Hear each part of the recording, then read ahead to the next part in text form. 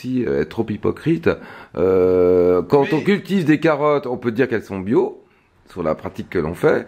Le miel, c'est plus difficile, puisqu'on est quand même tributaire de l'environnement, et que l'environnement peut être pollué d'une manière ou d'une autre. Voilà, tout à fait. Mais moi, je milite, avant de militer pour le bio, je milite pour une agriculture raisonnée. Ouais, mais comme beaucoup maintenant, hein. Oui, Ici, mais en Eure-et-Loire... je pense que c'est une évolution positive de l'agriculture. Tous les céréaliers que j'ai questionnés quand même disent, ça fait longtemps quand même qu'on est en modéré, et que on réfléchit, et que faut pas qu'on nous prenne pour des pollueurs, voilà. Non, mais il faut aller plus loin dans le raisonnement encore. Il faut toujours aller plus loin. Mais il faut que l'agriculteur aussi demande des produits encore plus sains pour produire. Ça viendra. C'est important. Ça viendra. Il faut que l'agriculteur demande, et non pas qu'on lui impose. Quand on voit les utilisations de pesticides excessivement dangereux qu'il y a aux États-Unis, et le taux de pollution, vraiment, on est loin, nous. Hein. Franchement, on est loin. Mais il y a toujours à faire. Il y a toujours mieux. Mais ça viendra en son temps, je pense. Voilà. Laissons la profession réagir avec toutes ces contraintes, non? Ah oui, tout à fait, oui. Hein? De toute manière, ils sont maîtres de leur destin. Donc, de leur destin, puis quand même, c'est compliqué. C'est toute une chaîne. Il y a aussi, puisqu'on en parle, une parenthèse, il y a d'autres contraintes sur le bio, il y a aussi la chaîne de distribution qui n'est pas encore au point. Alors je vous le dis parce que j'ai rencontré au salon d'agriculture le chargé de mission du bio pour toutes les chambres d'agriculture de France. Il y a un sujet sur Chartres.w d'ailleurs, où il parle pendant 20 minutes, et il a avoué que c'est vrai que la chaîne n'était pas encore bien en place, et qu'il y avait aussi les contraintes de distribution des produits bio, et que c'était pas encore tout à fait au point, et que voilà, ça allait venir, mais donc tout le monde ne pouvait pas se mettre au bio tout de suite, parce qu'il n'y avait pas non plus la chaîne de distribution derrière. Voilà. Mais est-ce que le bio est une solution pour l'avenir? C'est un autre problème. Pour nourrir tout le monde? Voilà, apparemment non. Apparemment non. Je sais pas, après... D'après l'ensemble de vos confrères que j'ai interrogés, non. Ils disent que c'est une hérésie, parce qu'on ne pourra pas nourrir toute la planète avec du bio. C'est clair. Mais ça n'empêche pas que le bio vive à côté du traditionnel. Hein. Mais il faut une culture bio, de toute manière, c'est important. Ouais, mais de plus en plus s'y mettre. Hein. Et bon, enfin, au sort du sujet, Jean-François. C'est important d'en parler. Parce que nous, on a un produit quand même naturel. Non, vous utilisez des procédés bio, on est d'accord, mais vous êtes, pour bien précis, vous êtes tributaire de l'environnement qui ne l'est pas. Oui, tout à fait. Voilà. Mais ça donne un miel... Mais vous savez, c'est comme les OGM. On mange des OGM toute la journée. Il y en a partout. Le coca, tout est transgénique. Hein. Tout ce qui nous vient des États-Unis est transgénique, et tout le monde en consomme allègrement. Donc tout ça, c'est pas tout non plus. Faut pas non plus. Tout ce qui vient des États-Unis est en partie transgénique. Non, mais faut pas être extrémiste. Moi, je pense. Non, mais faut pas être hypocrite non plus. Faut pas être hypocrite. Faut pas être hypocrite. Moi, j'aime pas tout ce qui est trop extrême. Je pense que le bio, c'est très extrême. Bah, le soja, de toute façon. Et que la culture intensive, c'est très extrême. Le soja, il y en a un peu partout, vous le savez très bien, dans les composantes. Et tous les produits en grande surface. Et le soja est transgénique pour la plupart. Mais ça, on dévie un peu du sujet, mais... ça va avec le bio. Non, mais parce qu'il y a des politiques au niveau agricole, au niveau européen. On pourrait faire du soja en France. C'est facile, ça s'est déjà fait. Bien sûr. Mais il y a un monopole qu'on peut pas toucher. Voilà. Mais c'est les Américains qui font du soja. Voilà. Il y a un monopole qu'on peut pas toucher. Alors. Mais moi, ma partie, je connais pas trop bien tout ça. Et ma partie, c'est plus le miel. Oui, mais bon, je vous dis, le bio, transgénique, tout ça, ça va avec. On peut pas être hypocrite sur le sujet. C'est bien de faire du bio. Enfin, de toute façon, on place à tout le monde. Et puis, avec le miel, vous pouvez pas, en étant en Eure-et-Loire, avoir un miel bio. On est d'accord. Non. Mais vous avez des méthodes. La plupart des miels en France ne sont pas bio. Il y a très peu de miel bio. Oui, vous me parlez effectivement dans les Hautes-Alpes ou bon, voilà.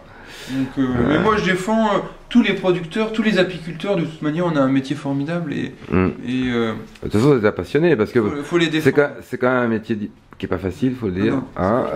Faut être passionné. Vous n'avez pas fait fortune avec le miel pour l'instant, je vous l'espère. Non, on fait pas ce métier. Donc, vous n'avez pas fait fortune. C'est quand même un miel artisanal, c'est vrai, et vous êtes surtout avant tout passionné. Oui. Ça se sent. Hein. Et il faut l'être parce que les abeilles le sentent. non, quelque part. Oui, tout à fait. Et c'est grâce aussi aux professionnels qu'il y a encore des abeilles en France, pratiquement.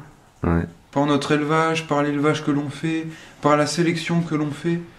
C'est hyper important quand même d'avoir un réseau de professionnels dans chaque département qui puissent proposer des miels, des miels. Vous êtes peu en Eure-et-Loire, vous êtes 3 ou 4, c'est ça? Très très peu, ouais.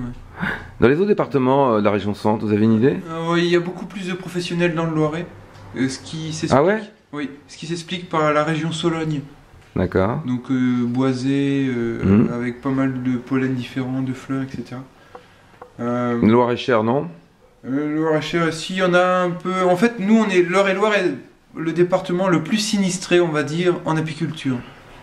Voilà. Mais ça, c'est du fait des céréales, hein, c'est ça? Ouais, c'est du fait d'avoir un environnement peu favorable. Trop de céréales. Je sais pas s'il y en a trop.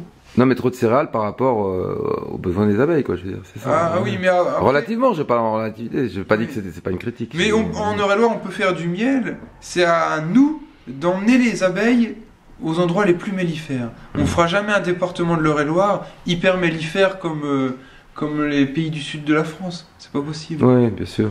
C'est à moi aussi, je sais la région dans laquelle je suis, donc c'est à moi aussi de faire attention où je mets mes ruches. C'est hyper important ça. Est-ce que vous avez, petite anecdote, est-ce que vous avez été contacté par des écoles par exemple pour au niveau scolaire pour montrer votre travail? Non, c'est pas encore arrivé. Non. C'est une idée ça. Ouais, ça pourrait être. Mais ce qui serait bien, c'est d'informer les jeunes, les très jeunes, des vertus du miel.